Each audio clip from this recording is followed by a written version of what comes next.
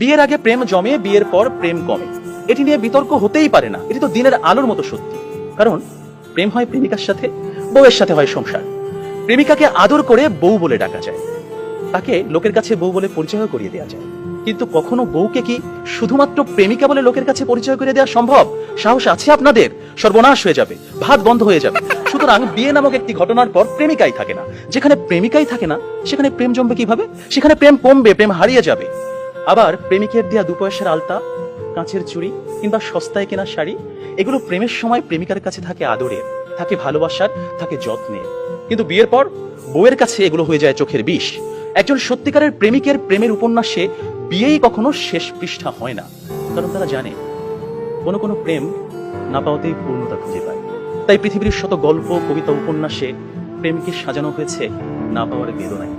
আর এজন্যই প্রেমটা আসলে বিয়ের আগেই, অর্থাৎ না পাওয়াতেই জমে। তাই অবশেষে আমি বলতে চাই, আমি যদি তোমাকে পাই তাহলে বিয়ের পর আমি হয়ে যাব দায়িত্বশীল পুরুষ।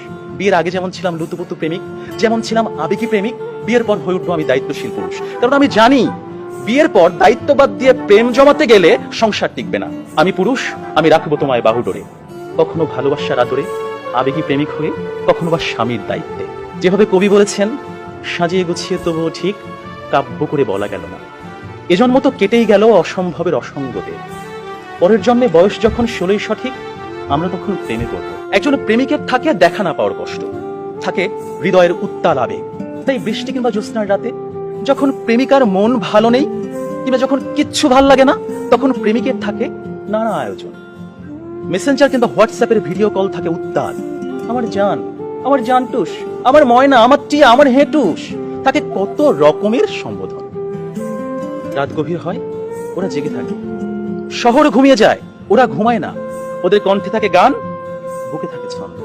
কমলাবরণ মুক্তি তোমার, চাঁদের মতন হাসি, সত্যি করে বলছি আমি তোমায় ভালোবাসি। পান্তা ভাতে কাঁচামরিচ, গরম ভাতে ঘি, তোমার সাথে প্রেম করিতে আমার লজ্জা কি। অথচ বিয়ের পর হাজারো হিসেবের ভিড়ে পদ্য, কবিতা, ছন্দ সব যায় উড়ে। আপনারাই বলুন, এইভাবে কি কখনো প্রেম জমে? বিয়ে নামক একটা ঠুনকো শব্দ কখনোই কিন্তু প্রেমের বিশালতায় বাধা হতে পারে না। বরং প্রেম হচ্ছে সেই অস্তিত্ব যেখানে প্রেমিক মন জানে জন্ম জন্মান্তরে তুমি আমার। তোমার সাথে আমার বিয়ে হোক আর না হোক, তুমি আমারই ছিলে, আমারই থাকবে। হুমায়ুন আহমেদ বলেছেন, যে প্রেম যত গোপন, সেই প্রেম তত গভীর। কোনো এক বসন্তের বিকেলে সবাইকে ফাঁকি দিয়ে দুজনে 2 টাকার বাদাম, 1 ঠোঙ্গা ঝালমুড়ি, কিংবা কোনো একটা নির্জন কফি শপে 2 কাপ কফি, বুকে দুরু দুরু ভয়, কফির ধোঁয়ায় ধোঁয়ায় প্রেম জমে কি।